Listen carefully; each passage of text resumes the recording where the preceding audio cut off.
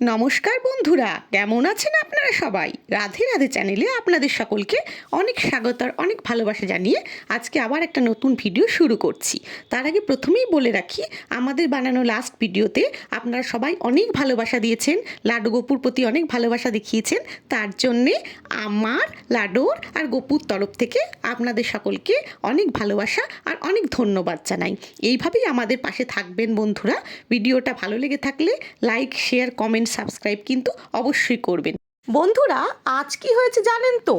আজ রাত্রে গপুকে আর লাড্ডুকে শয়ন দেবার সময় গপু আবার আমার কাছে নতুন একটা আবদার করে বসলো। মা মা, আমার একদম নিন্নি আসছে না, ঘুমিয়ে পাচ্ছে না মা, প্লিজ তুমি আমাকে একটা গল্প শুনিয়ে ঘুম পাড়াও না মা। কোন গল্প গপু? না না না, আজ অনেক রাত হয়ে গেল, কাল বরং তোমাকে একটা গল্প শুনিয়ে ঘুম পাড়াবো। না মা, না প্লিজ মা। গপু সবসময় বায়না করে না। অনেক রাত হলো, কটা বাজে খেয়াল আছে? কাল সকালে না তোমাকে স্কুল যেতে হবে? মা, স্কুল যাবো বলেছে তো, তুমি প্লিজ আমার গল্পটা শোনাও না মা। বড্ড বায়না বেড়েছে তোমার গপু, কোন গল্পটা শোনাবো শুনি?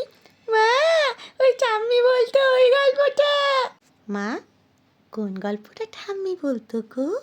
আমিও শুনবো। আচ্ছা ঠিক আছে, বলছি ক্ষণ, তবে গল্প শুনে কিন্তু চটপট ঘুমিয়ে যাবে তোমরা, কেমন? ঠিক আছে মা। ঠিক আছে মা। এক বনে এক গরিব কাঠুরিয়া ছিল। সে শিব পার্বতীর বড় ভক্ত ছিল। রোজ সে যেভাবেই হোক শিব পার্বতীর নিত্য পূজা করত, কিন্তু তাতেও তার ভাগ্য কিছুতেই ফিরত না। তো এরকম পরিস্থিতিতে একদিন পার্বতীর খুব মন গলে যায়। উনি মহাদেবকে বলেন, মহাদেব, আপনার এত বড় ভক্ত এই কাঠুরিয়া, তাও কেন তার ভাগ্য ফেরে না? মহাদেব বলেন, দেখো পার্বতী, ওর ভাগ্য কোনোদিনই ফিরবে না, কারণ ওর জন্মসূত্রেই ভাগ্য লেখা হয়ে গেছে। আমি যতই ওকে আশীর্বাদ দিই না কেন, ও ওই রকমই থাকবে। পার্বতী তো নাছোড়বান্দা। না মহাদেব, আমি কোনো কথা শুনবো না, আপনাকে কোনো একটা ব্যবস্থা নিতেই হবে। পার্বতীর কথা শুনে, পার্বতীর বায়না শুনে মহাদেব কী করলেন, ওই গরিব কাঠুরিয়া যাতায়াতের পথে অনেক অনেক বস্তা মোহর আর টাকা পয়সা ফেলে রাখলেন। এদিকে গরিব কাঠুরিয়া রোজ রাস্তা দিয়ে যায় আর চারিপাশ তাকিয়ে তাকিয়ে দেখতে দেখতে যায়, যদি কোথাও কিছু পড়ে থাকে তবে সে কুড়িয়ে নেবে।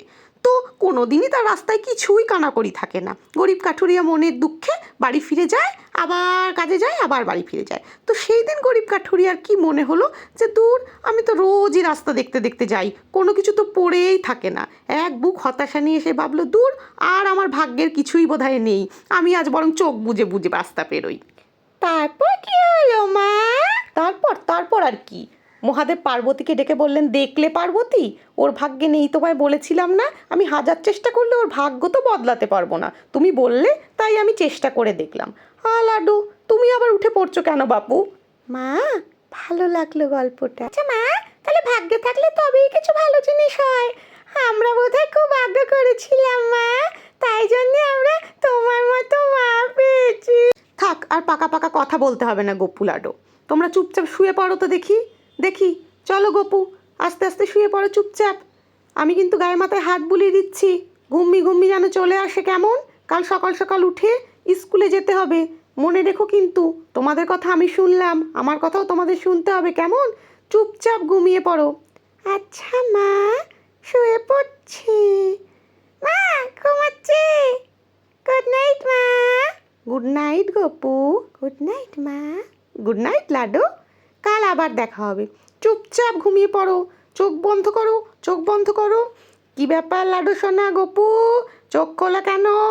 চোখ বন্ধ করো বলছি, চুপচাপ ঘুমিয়ে যাও, ঠিক আছে? বন্ধুরা, আমাদের ভিডিও ভালো লেগে থাকলে লাইক, শেয়ার, কমেন্ট, সাবস্ক্রাইব অবশ্যই করবেন। আজ এই পর্যন্তই, দেখা হচ্ছে নেক্সট কোনো ব্লগে।